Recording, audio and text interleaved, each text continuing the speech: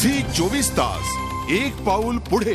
PWD मधला लाचखोर अभियंता जगदीश वाघ यानं आपल्याच अधिकार क्षेत्रात 3.5 कोटी रुपयांची कामं घेतल्याचंही समोर आलंय। आपल्या पत्नीच्या नावानं म्हणजेच दीपिका वाघ हिच्या वननेस या कंपनीच्या नावानं त्यानं ही कामं घेतली आहेत।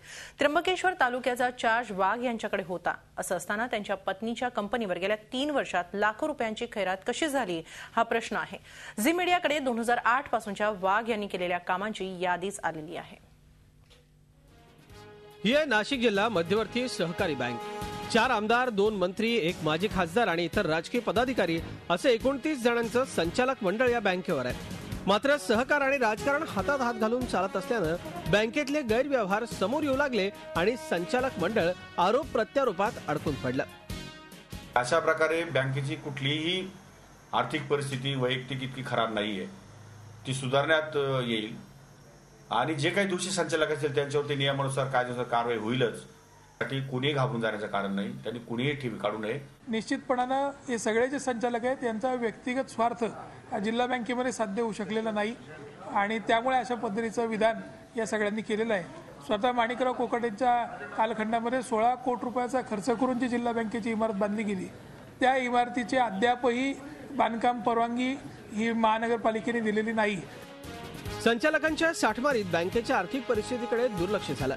संगणक खरेदी गैरव्यवहार, वॉटर फिल्टर बसवण्याचं वादग्रस्त काम, लेखापरीक्षणातले आक्षेप, नियमबाह्य कर्ज वाटप, कोट्यवधींची थकबाकी, मध्यवर्ती बँकेच्या नवीन वास्तू उभारणीसाठी आणि इतर शाखांच्या दुरुस्तीसाठी झालेला वारेमाप खर्च अशा अनेक कारणांवरून रिझर्व्ह बँकेनं जिल्हा बँकेच्या कारभारावर ताशेरे ओढत प्रशासकाची नेमणूक केली आहे।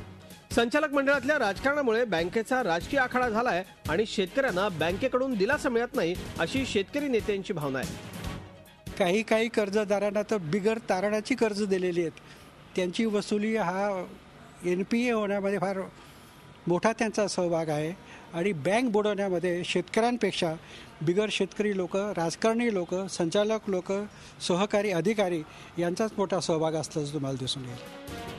गेल्या अनेक दिवसांपासून बँकेच्या आर्थिक गैरव्यवहारांच्या चर्चा सुरू असल्यानं शेतकरी आणि ठेवीदारांमध्ये असुरक्षिततेची भावना आहे।